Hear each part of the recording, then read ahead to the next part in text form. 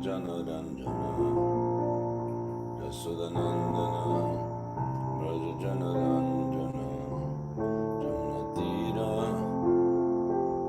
Manachari Jamunatira Manachari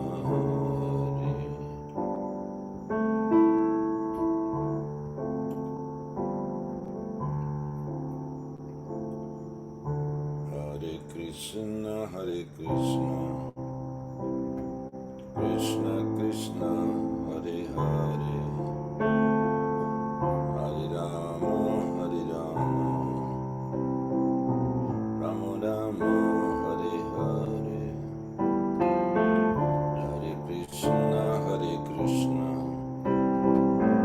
Krishna Krishna Hare Hare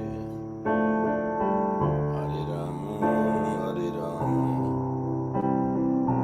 Rama Rama Hare Hare Hare Krishna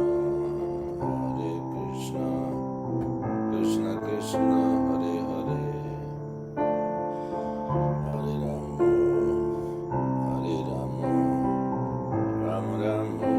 Hare Hare Hare Krishna Krishna Krishna Hare Hare Hare Rama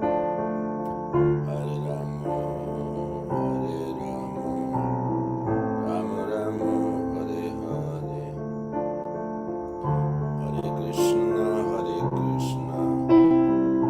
Krishna Krishna Hare Hare Hare Rama Rama Rama Hare Hare Hare Krishna Krishna Krishna Hare Hare Hare Rama Rama Rama Hare Hare Hare Krishna Krishna Krishna Hare Hare Hare Rama Rama Rama Hare Hare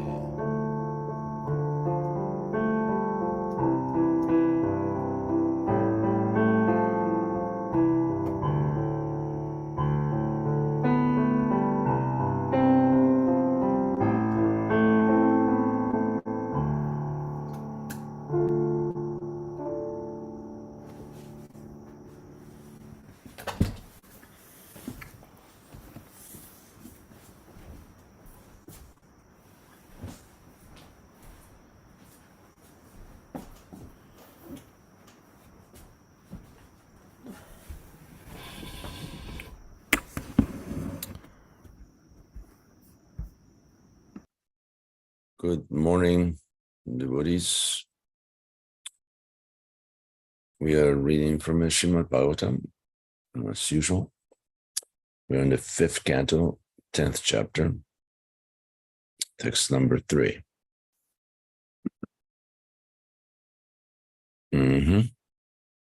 So I'm going to read more than one text, as the purports are very, very short. Om Namo Bhagavate Vasudevaya. Om Namo Bhagavate Vasudevaya. Om Namo Bhagavate Vasudevaya. Narayanam Namaskritya Naram Chaiva Narottamam Devim Saraswatim Vyasam Tato Jayam Udiraye Nasta Prayesha Bhadreshu Nityam Bhagavata Sevaya Bhagavati Tamas Loke Bhaktir Bhavati Naistaki.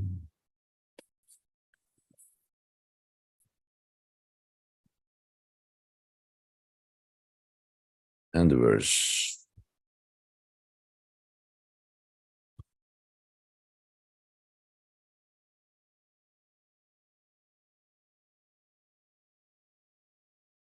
Atatta Ishvaravacha Sopalambham Pakarnyopaya Turyak Chankita Manasastam Vigapayam Babuvu.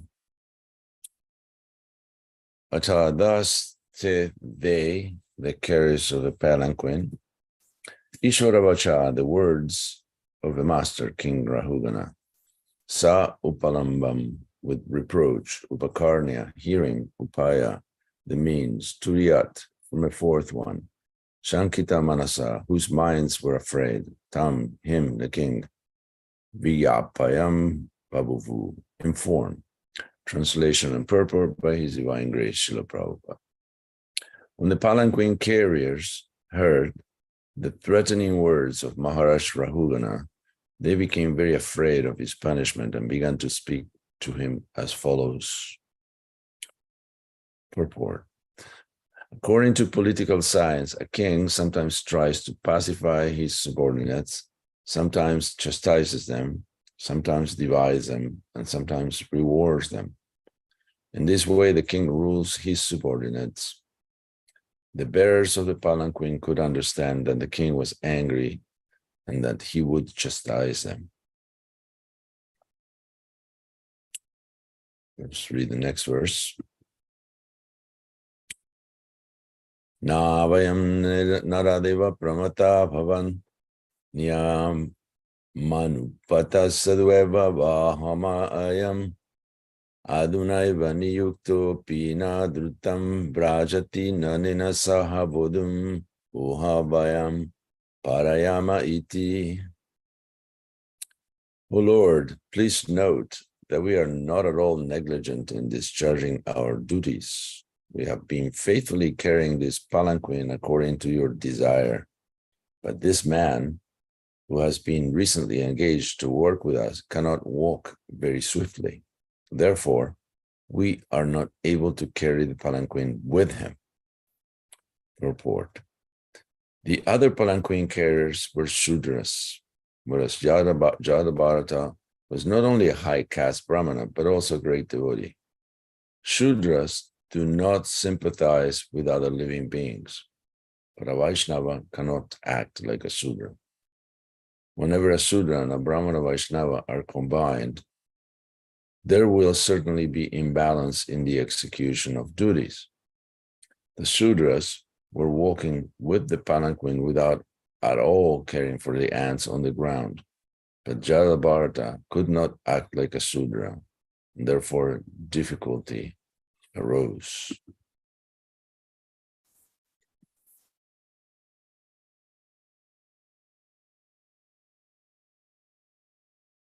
And one more verse. King Rahugana could understand the speeches given by the carriers who were afraid of being punished. He could also understand that simply due to the fault of one person, the palanquin was not being carried properly.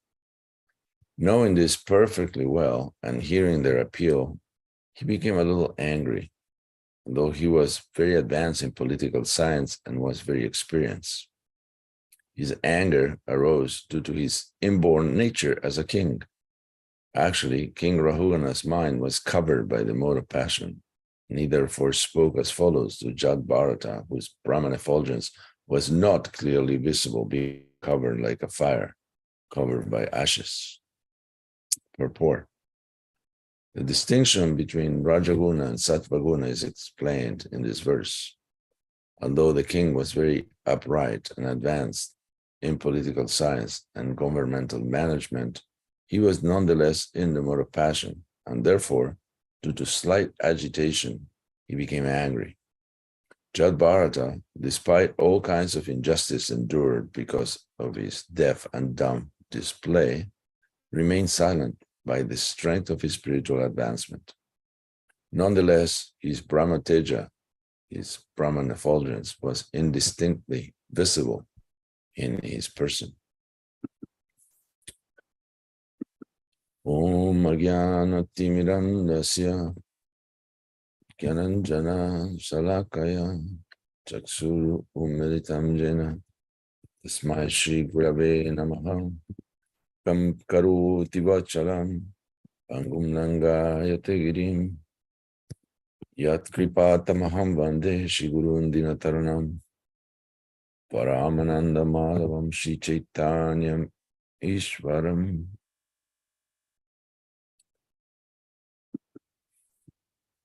Vanchakalpatarvyascha Kripa Sindhuvyaevacha Patitanam Pavanavyu Vaishnavavyu Namo Namaha. Okay, so we see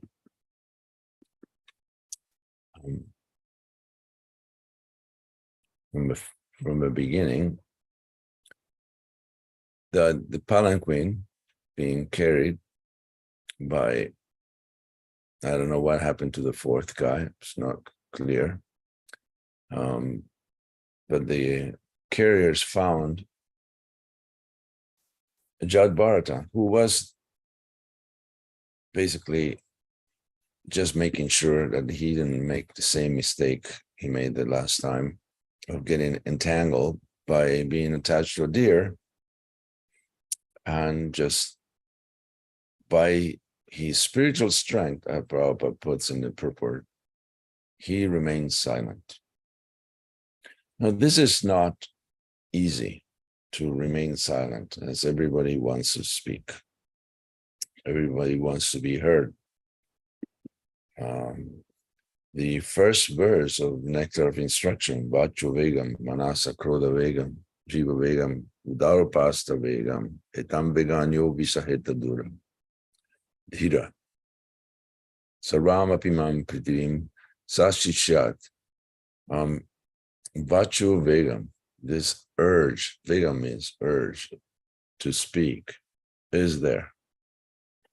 And there is also there are other factors involved, like Manasa, the mind, Krodha Vegam, the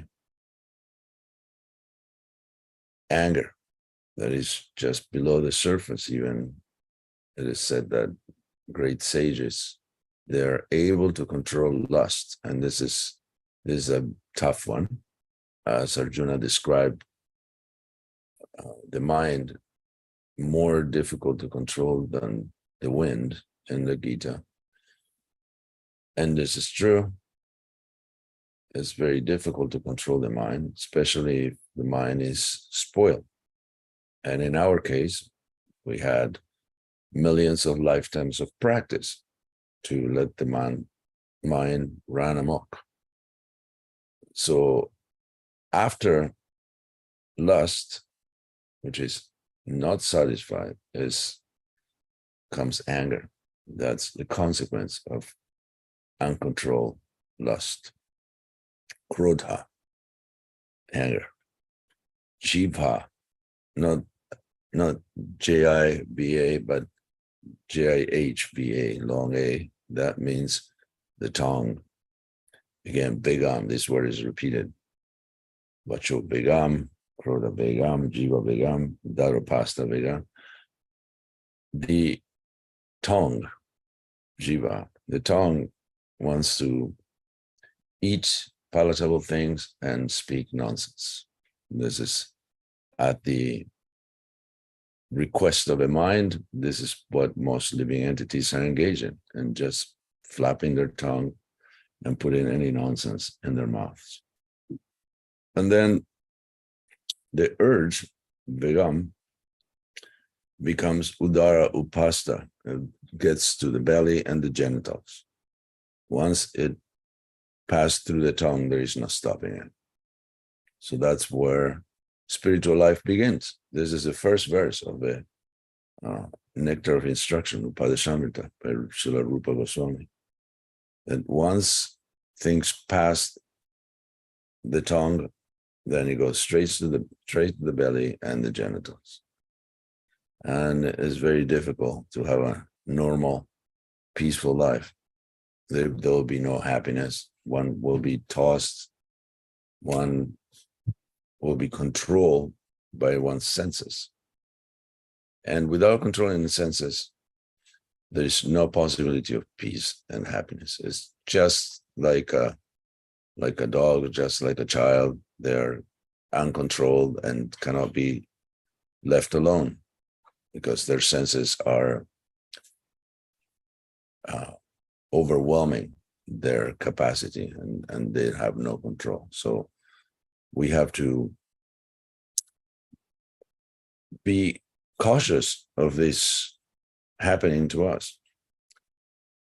So this verse from the Upadeshamrita, a sober person, Prabhupada translates, who can tolerate the urge to speak, the mind's demands, the actions of anger, and the urges of the tongue, belly, and genitals, is qualified to make disciples all over the world. So this should be the standard test for a guru. Does this person is up to par? He can tolerate the urge to speak, or the mind's demands, or the actions of anger, and the urge of the tongue, belly, and genitals. So there is no guru that should be a guru unless they have some experience and control. So in the second verse I read, of course, in the first verse, it shows the fear from the Sudras that they were carrying the palanquin, because Sudras, they're not broad-minded, and they think of themselves. This is an easy way to distinguish a Sudra from a Brahmin. The Shudra is thinking about himself, the Brahmin is thinking about the welfare of others. That's why the Sudras and the Brahmins cannot live under the same type of government, because the Sudras need to be controlled, need to be chastised, whereas the Brahmins, they can live in anarchy, because whatever they do is for the welfare of others. And they were afraid. The Brahmins, just like Jada Bharata. Jada Bharata was not concerned about himself. He decided, okay, I'm going to play deaf and dumb, so I'm not bothered, and I don't have interaction with other people who will waste my time or will want something from me. And I will just let providence, destiny, take care of myself. So even when he was about to be sacrificed to the goddess Kali, he wasn't thinking, maybe I should start speaking. Maybe I should explain that, I'm not the person they think I am. No, he was seeing, okay, I'm going back to Godhead. Just let destiny take place. I don't really care. Whatever way it works, it's fine with me. Whereas someone that is not as advanced will try to save their neck, will try to get out of that situation. The true Brahman sees everything as the mercy of Krishna. That's a true Brahman.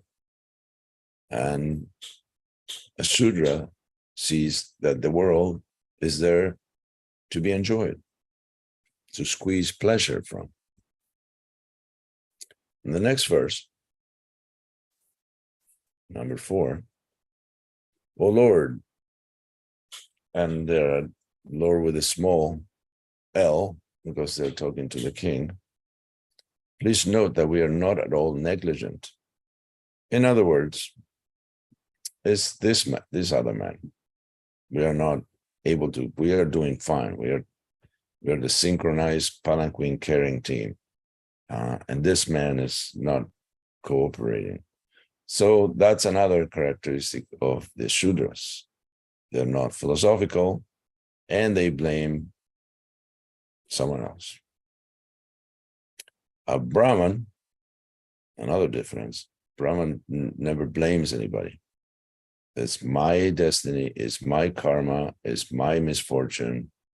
This is the way things are. And the Sudras are always trying to find the cause of their misery, which is in their minds someone else or something else. So this world at this particular moment is populated by Sudras and less than Sudras. That they are always trying to blame others for their lives, for their miserable lives. Our life depends on ourselves, depends on our actions, depends on our words.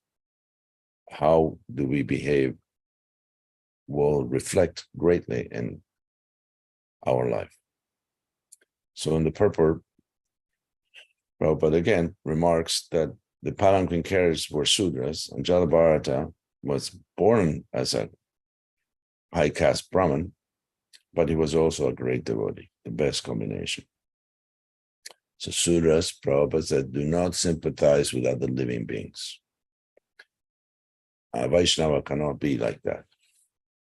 And we are not talking about humans, we're talking about ants, because Jada Bharata would only walk a few steps as far as he could see, and then he would stop and again look down and see if there were any ants, because he didn't want to kill an innocent living entity.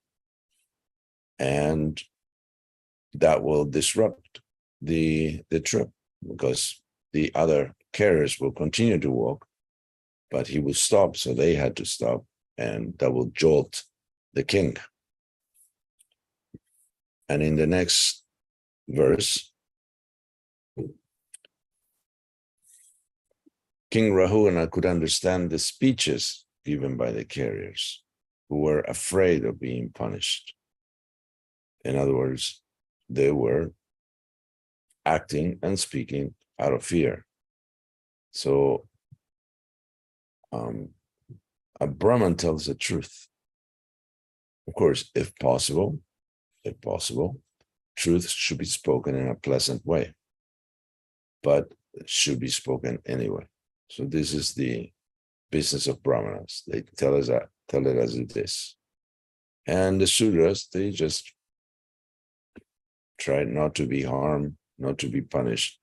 So they will lie, or they will try to throw other people under the bus because of their own selfish behavior, desire, and life.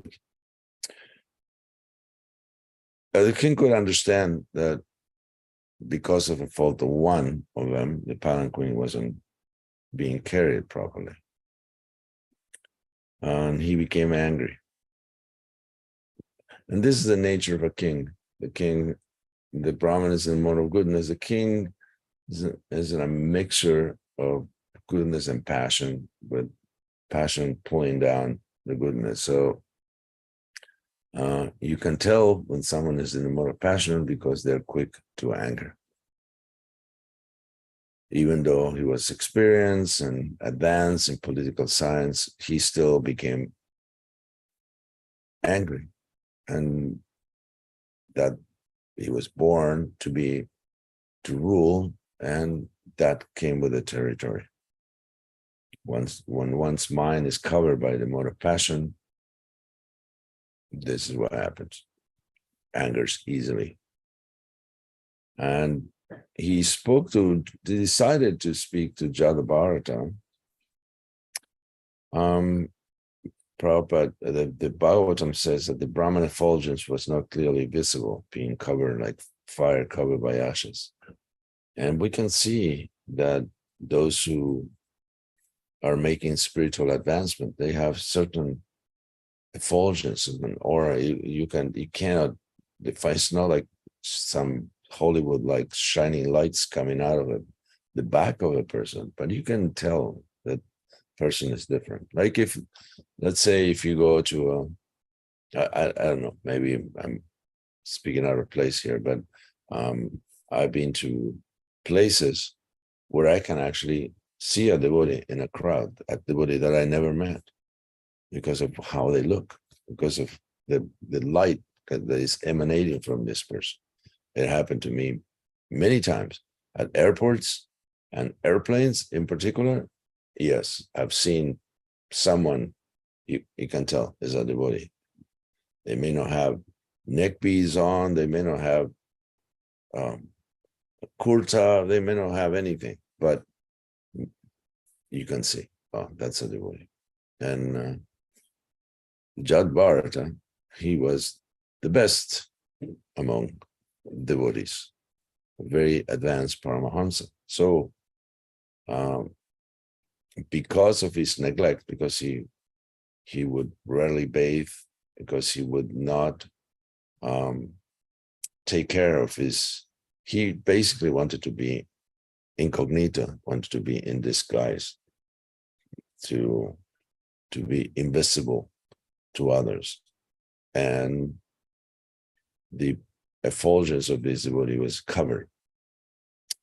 And the king thought he's another Sudra. So he started chastising him with sarcastic words. And that we will see as we continue to read this section of the Bhagavatam. And for the first time, eventually Bharata spoke because he saw a good opportunity to preach to a king, which was, by the way, Prabhupada's plan A. Yada Charti Treshtas. This was Prabhupada's plan, to come and speak to important people, and then others will follow.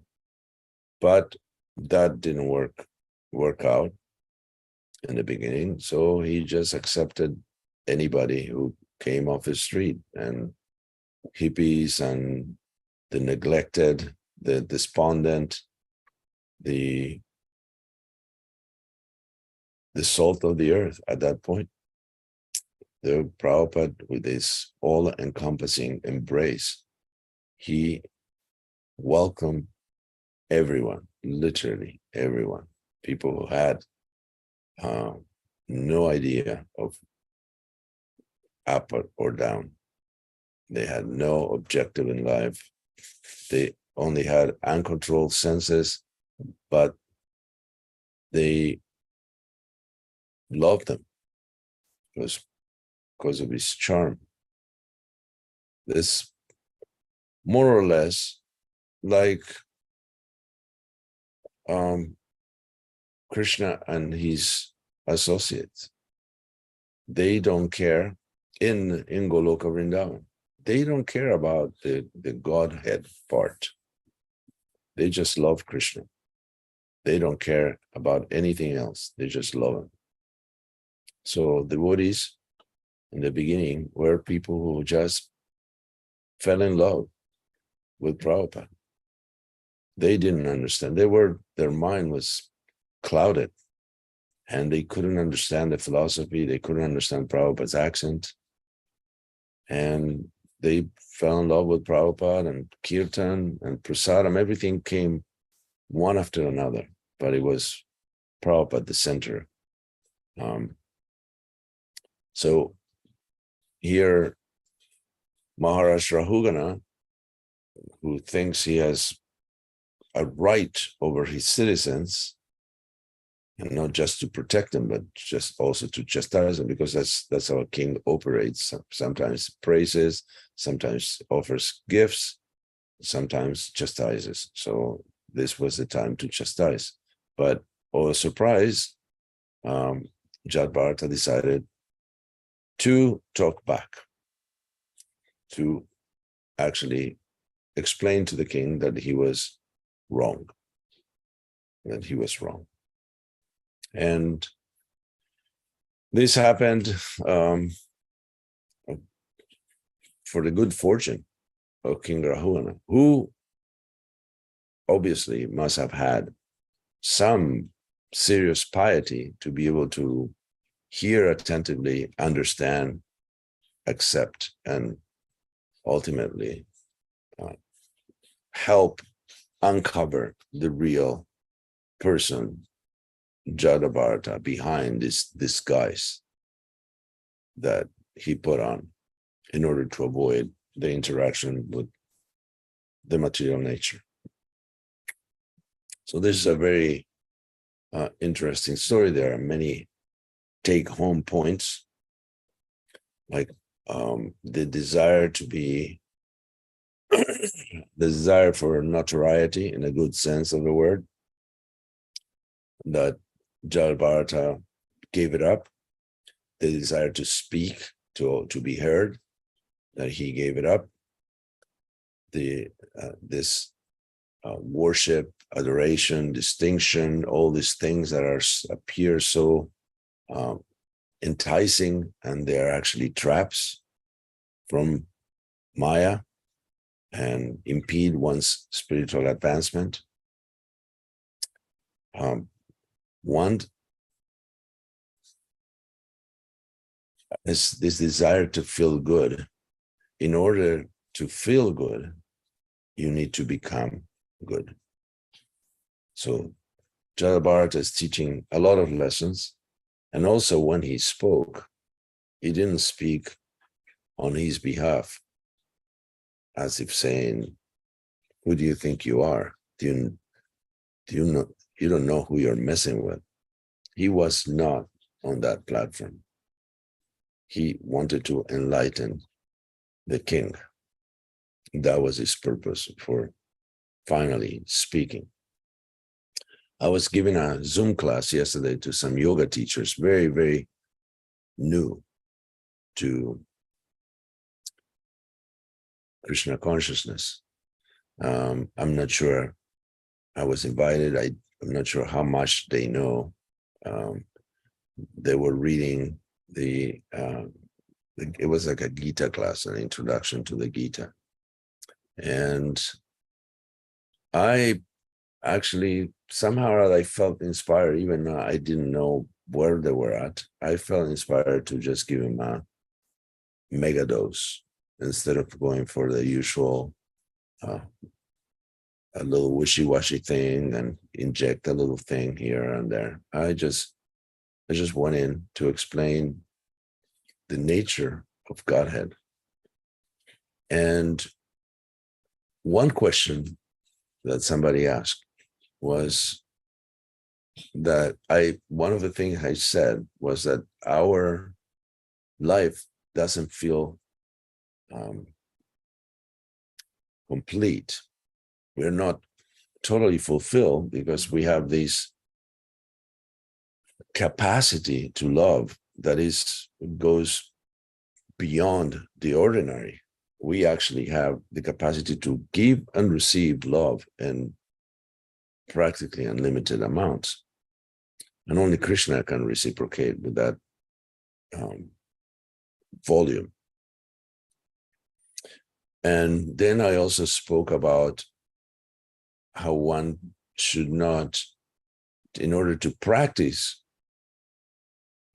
spirituality, religion, philosophy, etc., one needs to have no agenda and not make it into a hobby.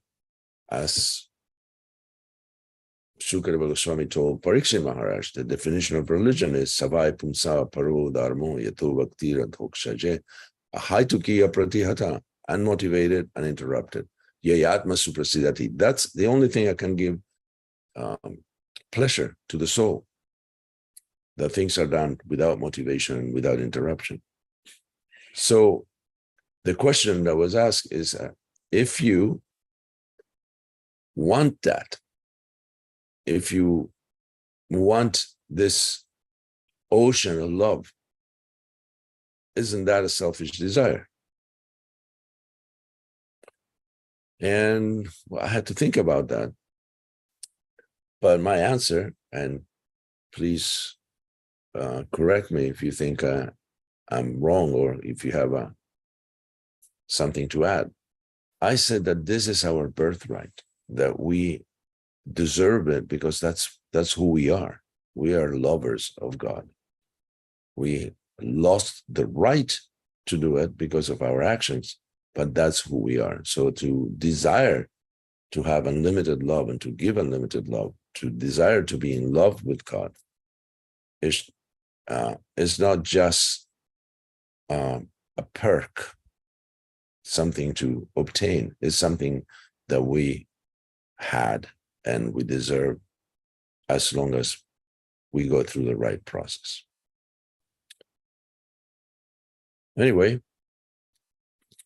that's good enough for me. If there are any questions, comments, reflections from our learned audience, please, this is a good time to voice them. Hare Krishna.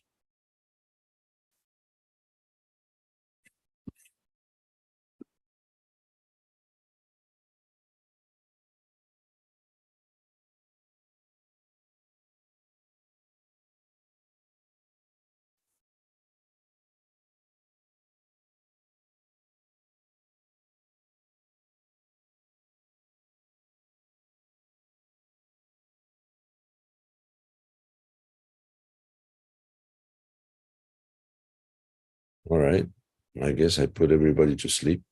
Well, thank you very much for attending Bhagavatam class.